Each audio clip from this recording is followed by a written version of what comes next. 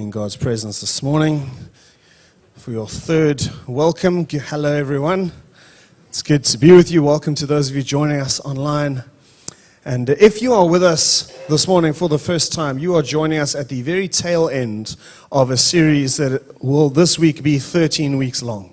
So we have been in a series called Hungry, where Jesus said, "Blessed are those who hunger and thirst for righteousness, for they will be filled." And so it's my job to bring that series to an end this morning. And we're going to do that with the carrot and the stick, which might sound a little bit weird, but bear with me. This title pays homage to a psychologist from the early 19th century by the name of Dr. B.F. Skinner. Some of you may have heard of him. He developed what is known as operant conditioning. Some of you might have heard of that. If you haven't yet, bear with me because you will now, right? Operant conditioning has become to a large degree a part of our daily life. And in case you haven't heard of what it is, it's basically this. It's that by associating a consequence to an action, you can either reinforce that behavior or you can weaken it depending on the nature of the consequence. So it involves both reinforcement and punishment, which both happen negatively and positively. Reinforcement is designed to strengthen behavior. Punishment is designed to weaken it.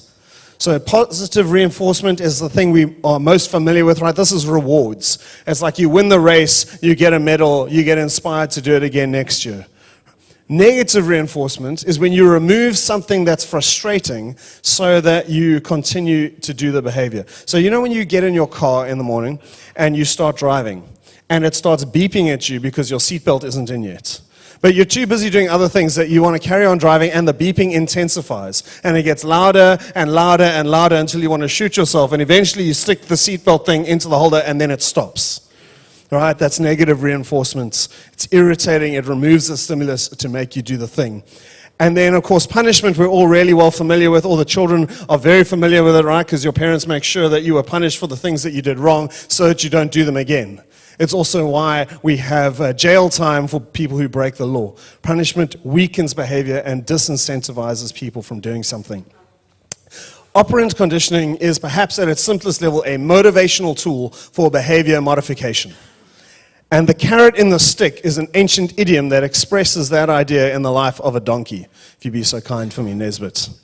Right, the idea was if you want to get the donkey to move forward, if you just hung a carrot on the end of a fishing line in front of its face, it would keep trying to get to the carrots, and so it would move forward. And if you wanted to really make it move, then you take your stick and you beat it, and then you make it move. Right, much like Balaam tried to do. It didn't work super well for him, though.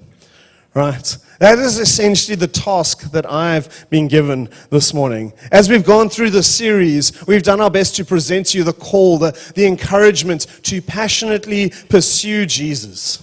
And we've shared with you the benefits of putting these different practices into place in your life. And if you haven't seen those practices, you're here for the first time. There were 9 of them. You can find them on our YouTube channel. But they are practices that help you pursue Jesus and draw close to Him and experience the fullness of life that He desires for you to walk in. And my job this morning is to give you the stick. I'm very sorry about that, but that is the way it is. I've been asked to set this question before you. Can you afford not to care? Can you choose to sit and to listen, perhaps week after week, and just walk away unchanged?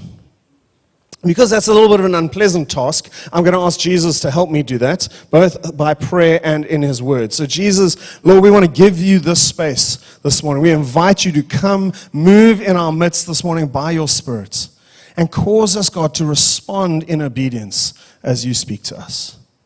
In your wonderful name we pray. Amen. So if you've got a Bible with you, you can turn with me to Matthew chapter 25. And we're going to explore this together. When you get to this section of Matthew, some of you may know Matthew has 28 chapters in it. So by chapter 25, you're kind of drawing to the end of Matthew, which means you're getting towards the end of Jesus' life on earth. And Jesus knew that. So at this point in Matthew's gospel, as Jesus is walking with his disciples, he knows that his arrest and crucifixion is just around the corner. And so he's busy preparing his disciples for what's going to happen when he gets arrested, when he gets crucified, and ultimately when he rises again. So he begins to talk to them and say, guys, there's going to come a time, I'm going to go away, but there's going to be a time where I come back. And that's the context in which he shares this parable with his disciples. It's a parable about when he's going to come back. Matthew chapter 25 from verse 14. Jesus said, the kingdom of heaven can be illustrated by the story of a man who goes on a long trip. He called together his servants and he entrusted his money to them while he was gone. He gave 5 bags of silver to one, 2 bags of silver to another, and 1 bag of silver to the last, dividing it in proportion to their abilities. And then he left on his trip. And the servant who received 5 bags of silver began to invest the money and earned 5 more. And the servant with 2 bags of silver also went to work and earned 2 more. But the servant who received 1 bag of silver dug a hole in the ground and hid his master's money. After a long time, the master returned from his trip and he called them to give an account of how they had used his money. And the servant to whom he had entrusted 5 bags of silver came forward with 5 more. And he said, Master, you gave me 5 bags of silver, and I have earned 5 more. And the master was full of praise. He said, well done, my good and faithful servant. You have been faithful in handling this small amount, so now I will give you many more responsibilities. Come, let us celebrate together. And the servant who had received 2 bags of silver came forward and he said, Master, you gave me 2 bags of silver to invest, and I've earned 2 more. And the master said again, well done, my good and faithful servant. You have been faithful in handling this small amount. Now I will give you many more responsibilities. Come, let us go and celebrate together. And then the servant with 1 bag of silver came and he said, Master, I knew you were a harsh man, and you harvested crops that you didn't plant, and you gathered plants that you didn't cultivate. And I was afraid that I would lose your money, so I hid it in the ground. Look, here is your money back.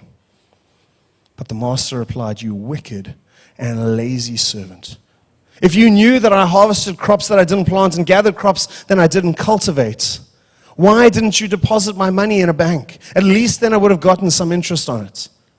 And then he ordered, he said, take the money from this servant and give it to the one with 10 bags of silver. For to those who use well what they have been given, even more will be given, and they will have an abundance. But from those who do nothing, even what little they have will be taken away. Now throw this useless servant into the outer darkness where there will be weeping and gnashing of teeth. I've really loved exploring this passage, and it's always been one that I've liked. But as I have spent more time in it, it's really felt like it's got richer and richer for me. So hopefully it will do that for you this morning as we look at it piece by piece. We start in the first paragraph where Jesus kind of sets up the story. And he says there's a master and there are 3 servants. And in this parable, the master is meant to represent God. And the servants are meant to represent us as people in general. And then the master goes away on a trip and he entrusts his servant with an amount of wealth. Some of you might remember this parable as being known as the parable of the talents. All right, that's what it used to be traditionally known as, because the Greek word that's used here is the word talenton, which we've translated in English talent.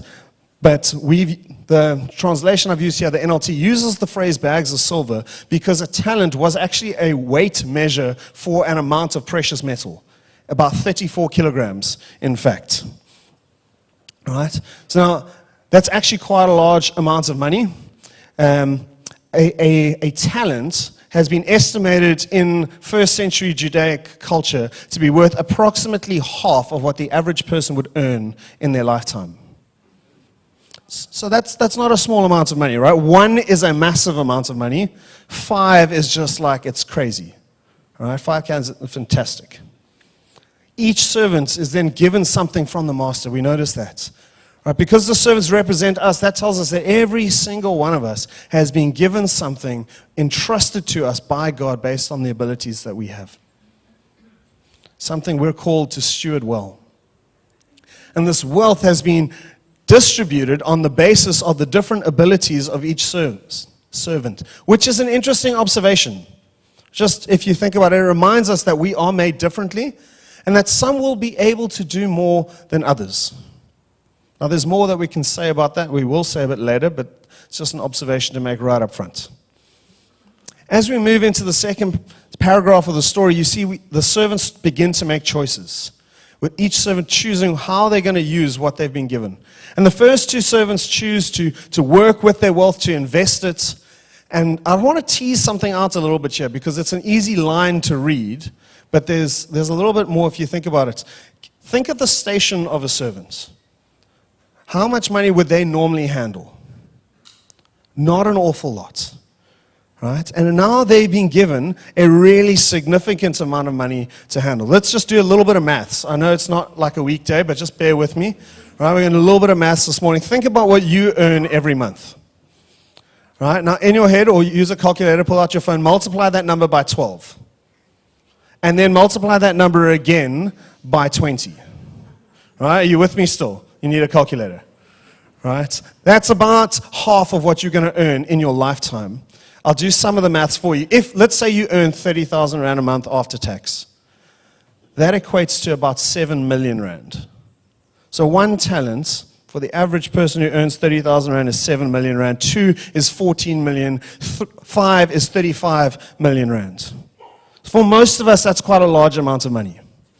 If that's not a large amount of money for you, then please do 2 things. 1, do the maths with your own salary, right? It will be much bigger.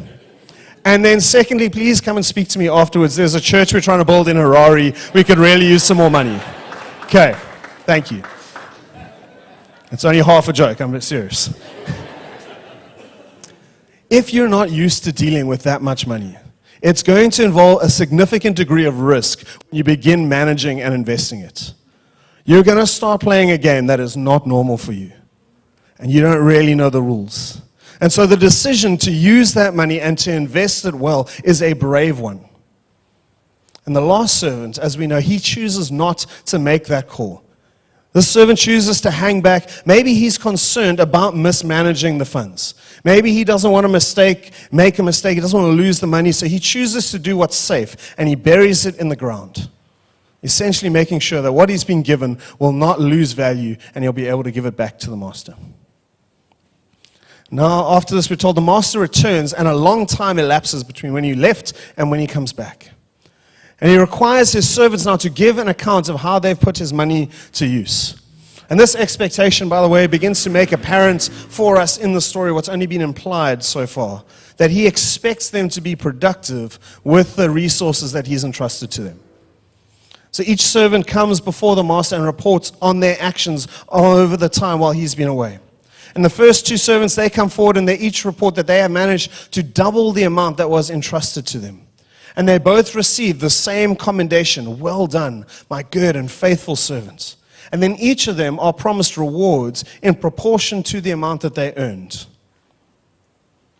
There's a few things we can note here. Even though they're given different amounts in accordance with their abilities, the master was equally pleased with the percentage yield that they achieved. Right? He was not more pleased with the guy who made 5 talents than he was with the person who made 2. Which reminds us that there will always be people who both do more and less for the Lord than we do. But God doesn't care about that. What God cares about is how you use what He has given you, and whether you choose to put that to work. And then the master says, let's celebrate together. And because this parable is about Jesus coming back after his ascension into heaven, this celebration probably alludes to the wedding feast of the Lamb. That final culmination, that salvation moment that all those who believe in Jesus get to experience one day. And you can read about it in Revelation chapter 19. Now we encounter the third servant. And he comes before the master and he makes what is a little bit of an awkward confession, doesn't he? He's like, master, I knew you were quite a harsh man. You harvest crops that you didn't plant, and you gather crops that you didn't cultivate. And so I was kind of afraid, that I would lose your money. And so, you know what I did? I hid it in the ground. Here, you can have it back. There's 3 things that are interesting to note here. One, just to take away, his description of the master is not meant to be a direct teaching about the nature of God. So it's just his perception in this moment. Don't get too caught up in that. Secondly, He explicitly cites fear as the reason he didn't do what he knew the master expected of him. It's just something for us to pause and think about. How many times have we not done what we knew God wanted because we were afraid?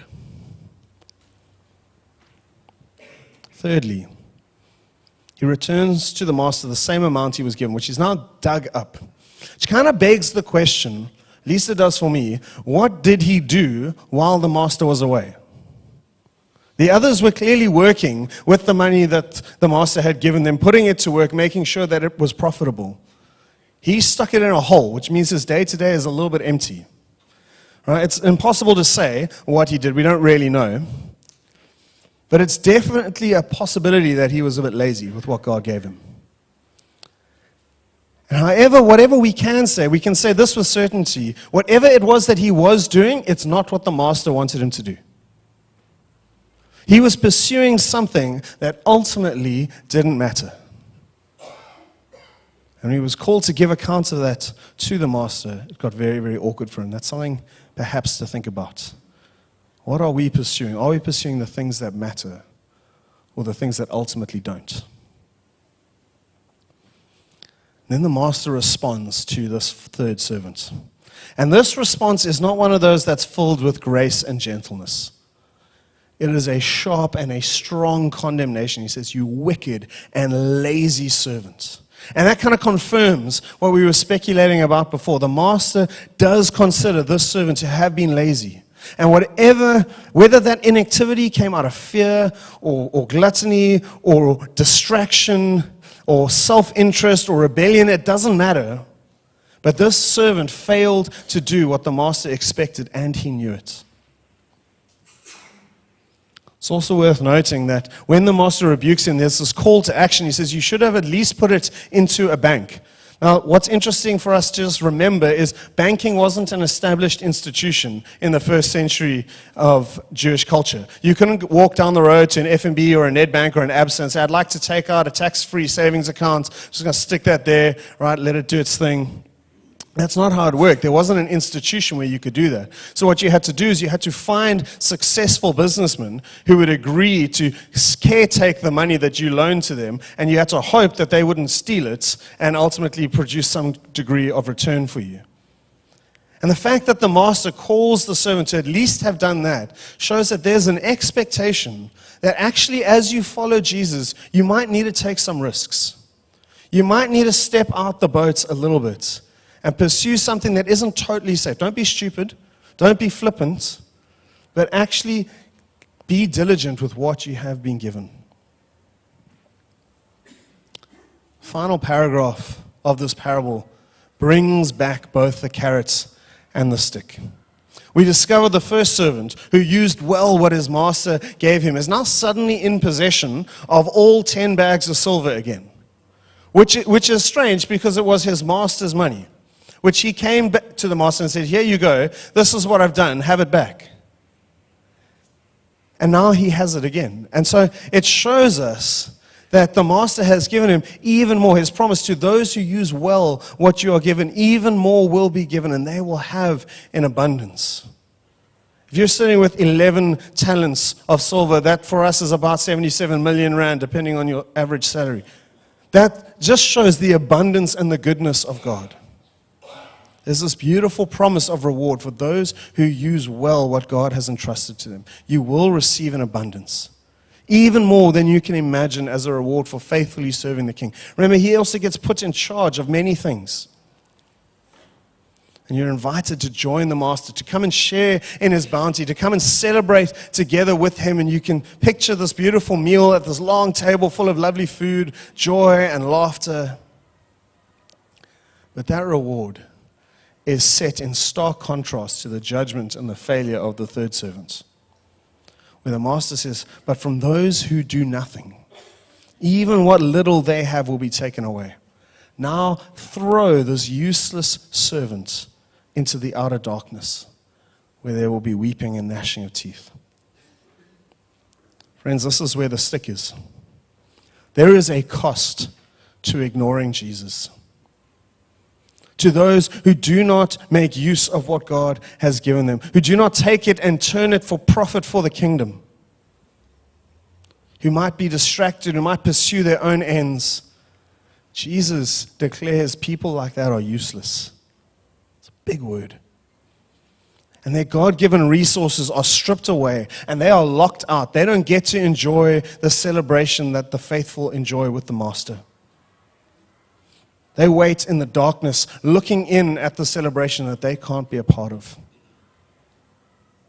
It's not a scene that any of us wish to experience. Indeed, it's quite a hard one for me to even imagine.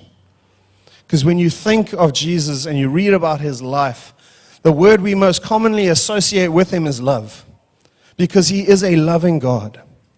But Jesus himself tells us the story because he wants you to recognize that there will be a time when that will not be the only way you experience him. And you will experience the judgments of God. It's a picture of the final judgment. When Jesus himself returns, after he's been away for a long time, that's the time we're living in now. He will come and he will settle his accounts. Which servant will you be? Will you hear, "Well done, my good and faithful servant"? Or will you stand condemned, you wicked and lazy servant? It's a really sobering question. Can you afford not to pursue Jesus? You know what strikes me? This third servant, he comes before the master. He knows what the master has expected of him. But he hopes that his justification will be enough for him to avoid judgment. And I wonder, as he has lived through this interim, not doing what he knows he should have been doing, knowing what the master has expected, I wonder how many times he's told himself, it'll be okay. Like, I'll just say that I was afraid. Knowing there was a call for him to do more, but just not being able to step into that and justifying it to himself. I wonder. Friends, there will always be other things that demand our attention. There will always be other things that you could be doing. And the question that each of us has to answer is, do you think that excuse will cut it when Jesus comes back? Or will you choose to use what God has given you and turn it for a profit in the kingdom? Are you hungry? Are you hungry? Do you love Jesus? Do you love Jesus with all your heart, your soul, your mind, and your strength? Do you want that love for him to grow more and more and more in you because you recognize his immeasurable worth? Will you choose to pursue Jesus above all else, seeking and loving him first? Using what he has given you and being productive with it. Doing the things that matter. Or will you wait? Will you do your own thing? Will you pursue your own interests? The hope that one day when you have to explain yourself to him, your excuse will be acceptable. I'll ask Al and Garth to come and join me on the stage as I close. Jesus himself has told us, guys, that pursuing him will cause us to experience a reward that is immeasurably above and beyond what we can begin to imagine. But he has also warned us that there are fearful consequences if we ignore his encouragements and are not wise with how we spend the time that he's given us. So we're going to close this morning, and Al and Garth are going to lead us just in 2 songs. And the first song starts as a prayer. And it says, "God, here is my heart." We sang it as we opened the service this morning. Here is my heart. Come and speak what is true. It carries this invitation for God to speak into our hearts. And it gives an offer. In the next part of the song, you'll see, "Here is my life, Lord. I give it back to you." And as we sing that song and as Al and Garth play it for us, I invite you to pray this sincerely before the Lord. And just say, "God, here am I. Speak, Lord. Show me what you want from me. So I don't know where you are this morning. Maybe you need to choose to follow Jesus for the first time, and you're just here because someone dragged you along or you thought you'd check it out. I want to say there is one thing that ultimately matters. Have you used your life for the King? There's a choice you have this morning to respond to Him, to give your life to Him, to welcome Him in. You can do that as we sing. Maybe you've been following Jesus, but you've just grown cold. You kind of turned away. You're not really sure anymore. There's an opportunity for you to say, Jesus, I want to come back. I don't want to run after the things that don't matter. I want to follow you fully. You want to just recommit yourself to passionately seeking Jesus, to not allowing yourself to grow cold, to become lax, to become blasé about the fact that we're alive in this world. But to just say, Jesus, I do. I want to passionately pursue you because there's nothing else that matters. Perhaps you know that you just haven't been doing with your life what God has asked you to, and you just want to say, God, I'm here. I'm here to give it back to you. So we're going to sing this song, and after we've sung it, the team's going to lead us in just one more song, and I really want to invite you, if you want to just come and kneel before the Lord, pray, ask someone to pray for you, make a commitment to Jesus this morning, whatever that might be. The elders are here. We'd love to pray with you. If there's someone that's sitting near you that you trust, come and grab them. Ask them to pray with you. But let's not walk away and forget the one that we've come to worship.